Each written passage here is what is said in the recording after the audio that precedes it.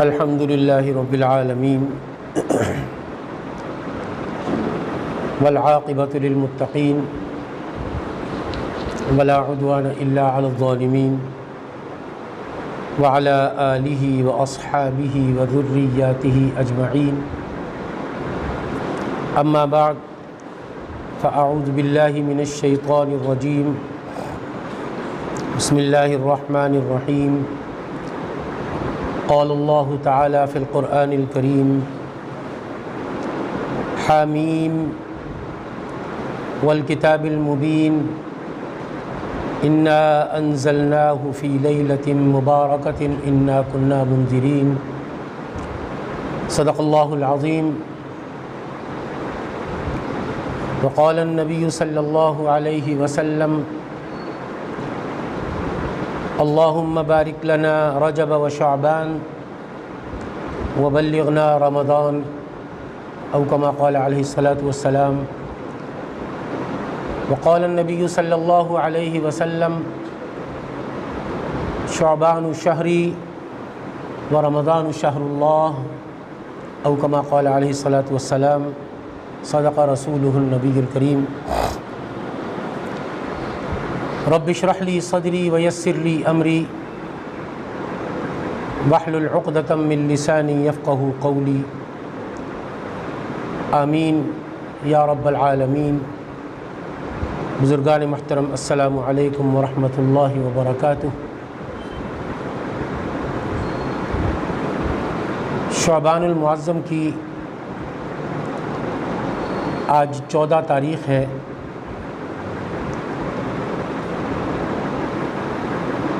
کچھ ہی دنوں میں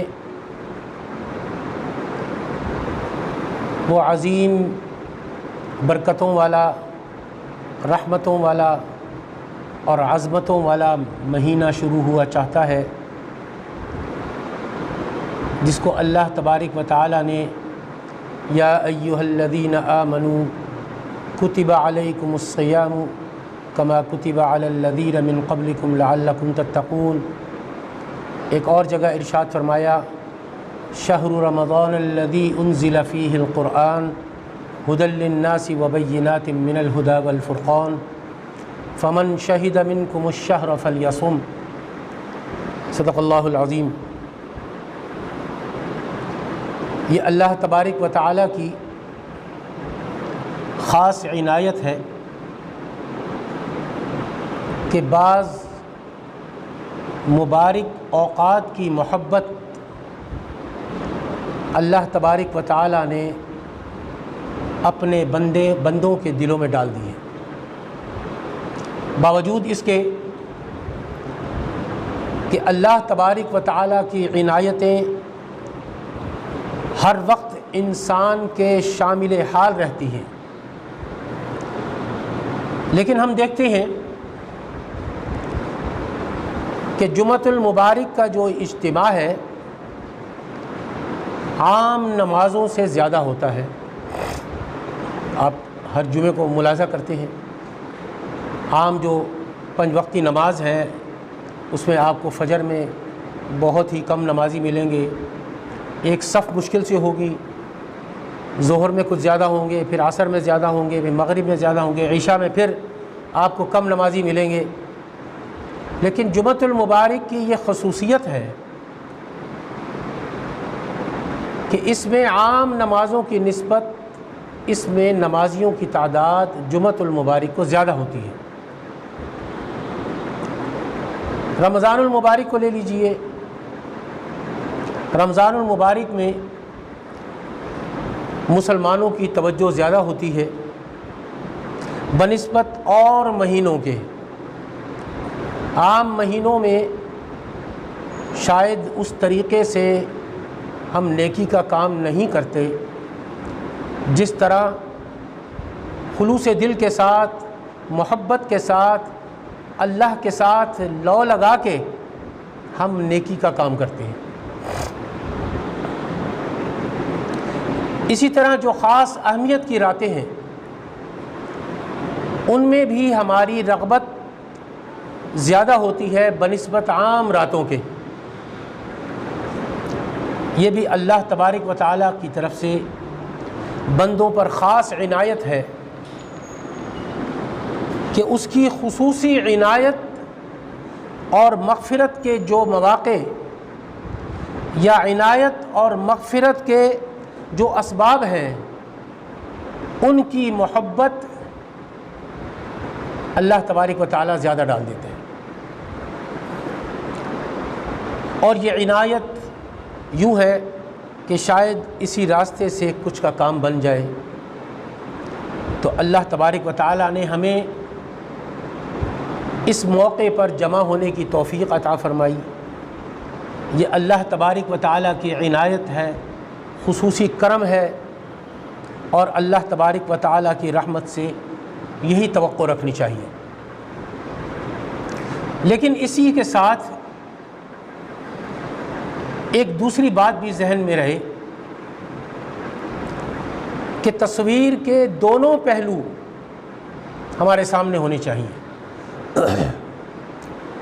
جس طرح خاص مقامات میں عبادت کا درجہ بڑھ جاتا ہے، اسی طرح ان مواقع پر گناہ کا وبال بھی دوسرے اوقات کی نسبت زیادہ ہوگا۔ مثلا ہم یہاں اس مسجد میں نماز پڑھیں گے تو اس کا اجر اور ثواب تو ہوگا ہی، لیکن مسجد الحرام میں جب ہم نماز ایک ادا کریں گے، اللہ تبارک و تعالیٰ 1,00,000 نمازوں کا ثواب عطا فرمائے گا۔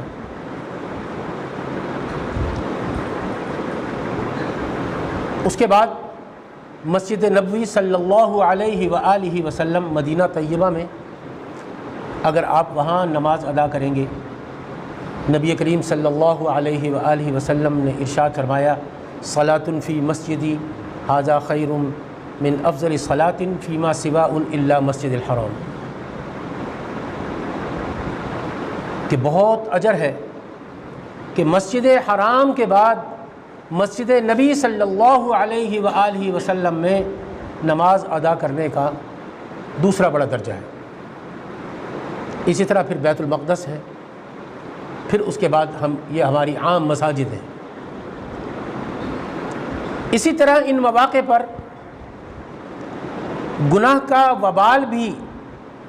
دوسرے اوقات کی نسبت زیادہ ہوگا، نیکیاں بھی زیادہ ہوں گی، لیکن ان اوقات میں، ان ایام میں اگر ہم گناہ کریں گے تو ان گناہوں کا وبال بھی ہم پر زیادہ ہوگا۔ چنانچہ نعوذ باللہ ثم نعوذ باللہ خاکم بدہن، اگر کوئی شخص کنویں میں پیشاب کر دے تو بہت بری بات ہے، لیکن اگر کوئی شخص خاکم بدہن نعوذ باللہ من ذالک زمزم میں پیشاب کر دے تو وہ اس سے بدتر بات ہوگی، بلکہ نعوذ باللہ کفر کے درجے تک پہنچنے والی بات ہوگی۔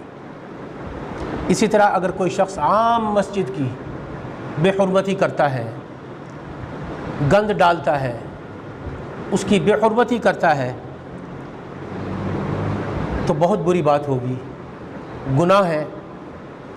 لیکن خدا نخواستہ نعوذ باللہ اگر کوئی شخص مسجد الحرام یا مسجد نبی صلی اللہ علیہ وآلہ وسلم کی بے حرمتی کرے گا اور کوئی گستاخی اور بے ادبی کرے گا تو یہ اور زیادہ اور بدترین بات ہے، بدترین گناہ ہے۔ ایسے ہی آخری شب کا وقت جو اللہ تبارک و تعالیٰ کے قرب کا وقت ہے، اللہ تبارک و تعالیٰ کے ساتھ جڑنے کا وقت ہے، اللہ تبارک و تعالیٰ کے ساتھ قریب ہونے کا وقت ہے، اس وقت اگر کوئی اللہ تبارک و تعالیٰ کی عبادت کرے گا، اللہ کی تسبیح پڑھے گا، نوافل ادا کرے گا، تو فرمایا کہ بہت بڑا درجہ ہے،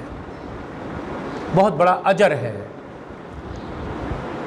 لیکن اگر کوئی نعوذ باللہ من ذالک اس وقت چوری کرے، بدکاری کرے یا کوئی اور ایسا کام کرے، گناہ کا کام کرے، تو اس کا بدترین ہونا ظاہر ہے، بہت بڑا گناہ ہے۔ یہ ساری باتیں سمجھانے کے لیے عرض کی گئی ہیں کہ جن اوقات یا مقامات میں عبادت کا درجہ بڑا ہوا ہوتا ہے، ان مقامات میں یا اوقات میں گناہ کا درجہ بھی بڑھا ہوا ہوتا ہے۔ تصویر کے دونوں رخ ہیں، ان اوقات میں گناہ سے زیادہ گناہ کرنا زیادہ سنگین ہوتا ہے، اور اسی طرح ان اوقات میں عبادت کرنا بہت بڑا اجر ہے۔ اسی کے ساتھ حضور صلی اللہ علیہ وآلہ وسلم کے ایک صحابی ہیں حضرت ابو ذر غفاری رضی اللہ تعالیٰ عنہ، بڑے درویش انسان تھے۔ حضرت ابو ذر غفاری رضی اللہ تعالیٰ عنہ کو نبی کریم صلی اللہ علیہ وآلہ وسلم ایک مرتبہ فرما رہے تھے، آپ کو بتاؤں کہ حضرت ابو ذر غفاری رضی اللہ تعالیٰ عنہ بڑے زہد اور تقوی والے صحابی تھے۔ حضور صلی اللہ علیہ وآلہ وسلم ان کو ان کے مطلب اور ذوق کی باتیں فرمایا کرتے تھے۔ آپ صلی اللہ علیہ وآلہ وسلم نے ان سے ارشاد فرمایا، اے ابو ذر، بوجھ ذرا تھوڑا اٹھانا،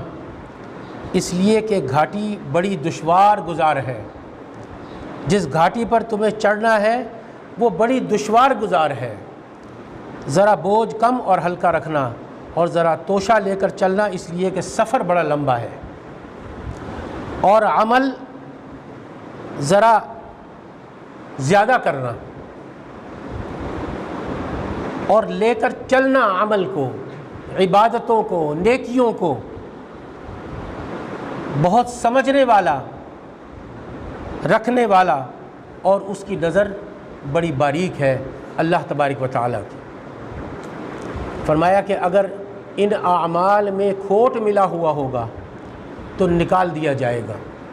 وہاں کھوٹ نہیں چلتا، وہاں دو نمبری نہیں چلتی۔ ہمیں تو ہر چیز میں ملاوٹ کی عادت ہے نا، ہم ہر چیز میں ملاوٹ کرتے ہیں، ہم عبادتوں میں بھی ملاوٹ کر لیتے ہیں، دکھاوا کرتے ہیں، ریاکاری کرتے ہیں۔ ہم اگر دکانوں پر بیٹھے ہیں تو وہاں پر بھی ہم دو نمبری کا کام کریں گے، ملاوٹ کریں گے۔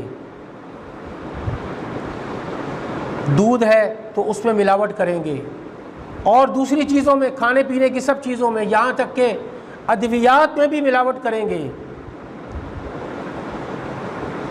تو فرمایا اخلاص کے معنی ہیں ملاوٹ نہ کرنا، یعنی اپنے عمل میں ملاوٹ مت کرو، خالص اللہ کی ذات کے لیے عمل کرو، اور عمل بھی خالص ہو اور خالص اللہ تبارک و تعالیٰ کی ذات کے لیے ہو، لوگوں کو دکھانے کے لیے یا ریا کے لیے یا مخلوق کی خاطر نہ ہو۔ کیونکہ حضور صلی اللہ علیہ وآلہ وسلم ارشاد فرماتے ہیں کہ توشہ لے کر چلو، اس لیے کہ سفر بہت لمبا ہے۔ لیکن ہم لوگوں کو یہ مہینہ ہے شعبان کا مہینہ، آج اس کی 14 تاریخ ہے، رمضان المبارک آیا چاہتا ہے، وہ محبتوں والا، محنتوں والا، اور برکتوں والا، اور رحمتوں والا۔ نبی کریم صلی اللہ علیہ وآلہ وسلم اس کا استقبال رجب کے مہینے سے شروع فرماتے تھے۔ یہ جو پچھلا مہینہ رجب کا گزرا ہے، اس میں اس کا استقبال شروع فرماتے تھے، صحابہ اکرام کو ترغیب دیا کرتے تھے رضوان اللہ تعالی علیہم اجمعین۔ چنانچہ دعا فرمایا کرتے تھے، جب رجب کا چاند نظر آتا تھا تو نبی مکرم صلی اللہ علیہ وآلہ وسلم دعا فرمایا کرتے تھے، اللہم بارک لنا رجب و شعبان وبلغنا رمضان، او کما قال علیہ الصلاۃ والسلام۔ نبی مکرم صلی اللہ علیہ وآلہ وسلم دعا فرمایا کرتے تھے، اللہم بارک لنا رجب و شعبان، اے اللہ ہمارے لیے رجب اور شعبان کے مہینوں میں برکتیں دیجیے، برکت والے مہینے یہ ہمارے لیے ہوں، وبلغنا رمضان، اور ہمیں اتنی مہلت دے دیجیے اے اللہ ہم رمضان المبارک کو بھی پالیں، اس کا حق ادا کر سکیں رمضان المبارک کا۔ اب یہ جو شعبان کا مہینہ ہے جو آدھا گزر چکا ہے، اس کو نبی کریم صلی اللہ علیہ وآلہ وسلم نے اپنا مہینہ قرار دیا۔ فرمایا کہ شعبان شہری، کہ شعبان میرا مہینہ ہے، وہ رمضان شہر اللہ، اور رمضان اللہ کا مہینہ ہے۔ کیوں یہ بات بتلائی آقا نامدار صلی اللہ علیہ وآلہ وسلم نے؟ اس میں آپ صلی اللہ علیہ وآلہ وسلم رمضان المبارک کے لیے تیاریاں فرماتے تھے، اس شعبان المعظم کے روزے رکھا کرتے تھے آپ صلی اللہ علیہ وآلہ وسلم۔ اس کی تیاری رمضان المبارک کی شعبان میں اور رجب میں شروع فرما دیا کرتے تھے کہ وہ محترم اور مقدس مہینہ آ رہا ہے، اس کی تیاری رجب اور شعبان میں کر لو، تاکہ وہ مہینہ جب آئے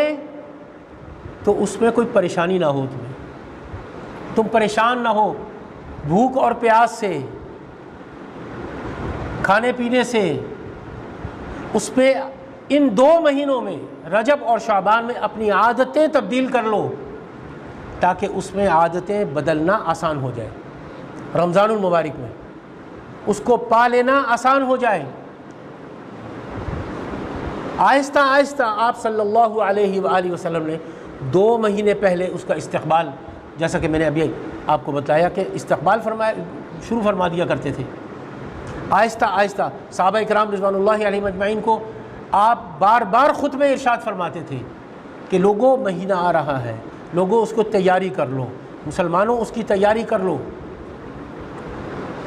پتہ نہیں کس کو نصیب ہوگا آئندہ، کتنے ایسے ہمارے بھائی تھے، کتنے ایسے ہمارے ساتھی تھے، کتنے ہمارے ایسے نمازی تھے، کتنے ہمارے ایسے بزرگ تھے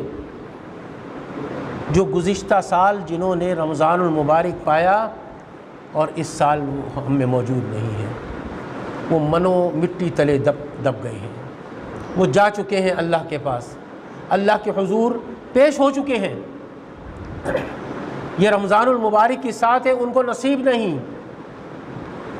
ان کے مقدر میں نہیں۔ تو ابھی بھی وقت ہے، کچھ ٹائم ہے، رمضان المبارک کی اب بھی تیاری کر لو، ابھی بھی وقت ہے۔ تو فرمایا کہ ہم لوگوں کو نیکی کرنے کی طرف جتنی رغبت ہے اتنا برائی سے بچنے کا اہتمام نہیں ہے۔ عجیب بات، آپ اپنے طور پر، ہم سب اپنے آپ کا ملاحظہ کر لیں، اپنی حالت پر اگر ہم غور کر لیں،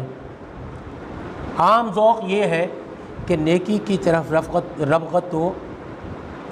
بہت ہوتی ہے، لیکن برائی سے بچنے کا اہتمام بہت کم ہوتا ہے۔ نیکی بھی کر لیتے ہیں ہم، نمازیں بھی پڑھ لیتے ہیں ہم، اور بھی نیکی کا کام کر لیتے ہیں، لیکن برائی سے بچنے کا اہتمام ہم بہت کم کرتے ہیں، اس کی طرف رغبت نہیں ہوتی، اس سے بچنے کا اہتمام نہیں کرتے۔ حضرت تھانوی رحمۃ اللہ علیہ نے اس کی ایک عجیب حکمت بیان فرمائی، فرمایا کہ اس کی وجہ یہ ہے کہ نیکی میں نفس اپنا کچھ حصہ لگا لیتا ہے، کم از کم لذت ہی صحیح، یا یوں خیال کر لیا جاتا ہے کہ تم اب اچھے آدمی بن گئے ہو کہ نیکی کا کام کرتے ہو، چنانچہ وہ اپنا کچھ نہ کچھ حصہ ضرور لگا لیتا ہے، اس لیے نیکی پر تو لگنا اس کے لیے آسان ہے، لیکن برائی چھوڑنے میں چونکہ کوئی لذت نہیں، نہ ہی کسی کو کوئی پتہ چلتا ہے کہ اس نے برائی چھوڑ دی، نہ اس میں ریاکاری چل سکتی ہے، نہ کچھ نفس کو لذت آ سکتی ہے۔ نیکی یعنی ایک کرنے کا کام ہے، کوئی بھی کرے یا کوئی بھی کرے گا تو دوسرا اسے دیکھے گا، ریاکاری کا بھی اس میں احتمال اور خود اپنے نفس کو بھی لذت، اس لیے نیکی کرنے کی طرف تو نفس کو بہت رغبت ہوتی ہے، مگر برائی اور بدی چھوڑنے کی طرف ہمیں رغبت نہیں ہوتی۔ اس مہینے میں کوشش کریں کہ نیکی کی طرف رغبت زیادہ ہو، لیکن اس سے زیادہ کوشش کرنی ہے کہ برائی کو چھوڑنے کی طرف زیادہ رغبت ہو۔ برائی کو چھوڑیں گے تو نیکی کی طرف رغبت خود بخود بڑھے گی، چھوڑیں گے تو نہیں تو کم از کم کوشش تو ضرور کرنی چاہیے نا۔ ہم سب کو کوشش کرنی چاہیے۔ کوئی نہ کوئی برائی ہر ایک شخص میں ہوتی ہے، ضروری نہیں، خطا کا پتلا ہے انسان، تو اس کو چھوڑنے کی کوئی عادت ایسی پڑ گئی ہے، برائی کی عادت ایسی پڑ گئی ہے، تو کوشش کرنی چاہیے کہ یہ چند ایام باقی رہ گئے ہیں شعبان المعظم کے، کہ وہ برائی لے کر رمضان المبارک میں داخل نہ ہو، بلکہ نیکیاں لے کر رمضان المبارک میں داخل ہوں۔ وہ عادتیں، وہ اچھی عادتیں لے کر رمضان المبارک میں داخل ہوا جائے،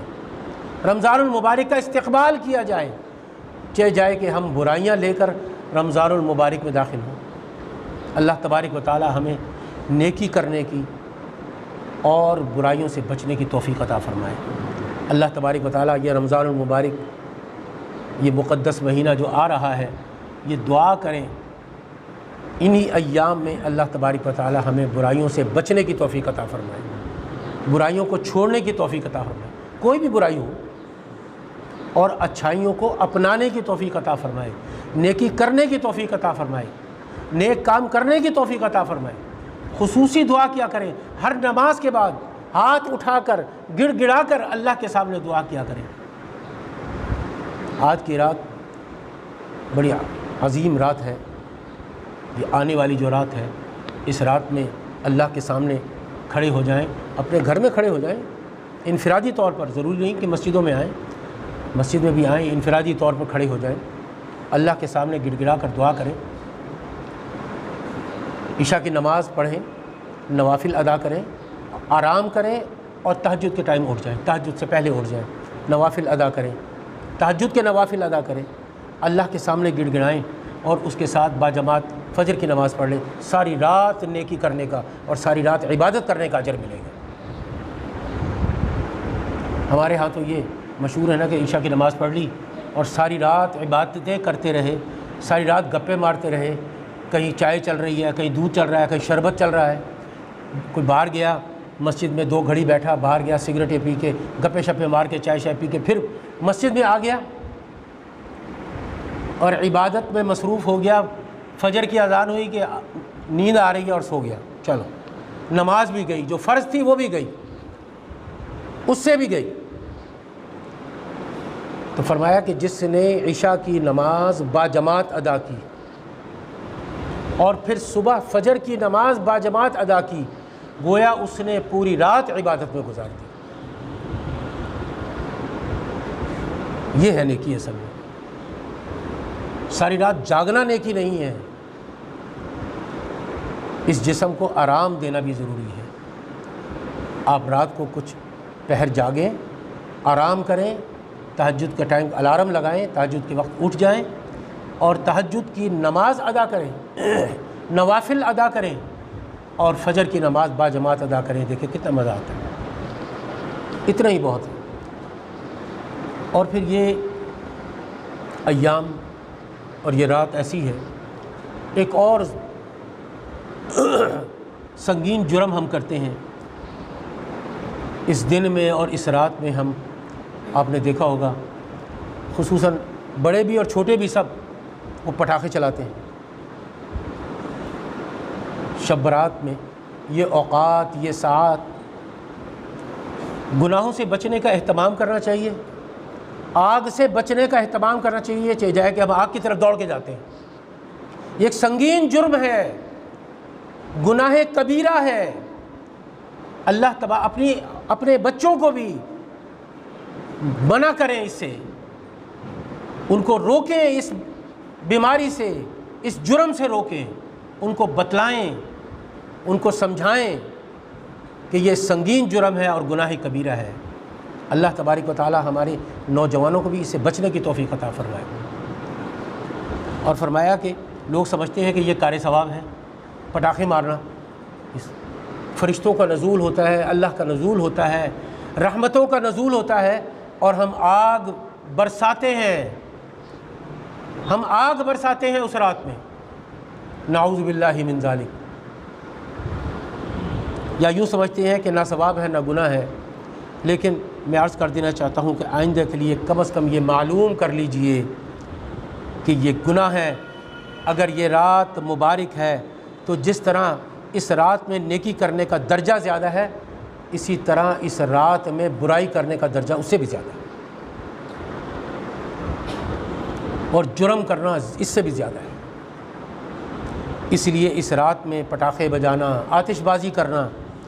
یہ بہت ہی سنگین جرم ہے۔ اللہ تبارک و تعالی مسلمانوں کو عقل عطا فرما دے، اللہ تبارک و تعالی ہمیں نیکی کرنے کی توفیق عطا فرما دے، اللہ تبارک و تعالی ہماری نیکیوں کو قبول فرما لے۔ رمضان المبارک کا محترم اور مقدس مہینہ آ رہا ہے، اللہ تبارک و تعالی ہمیں نیکیاں لے کر اس میں داخل ہونے کی توفیق عطا فرما دے، اور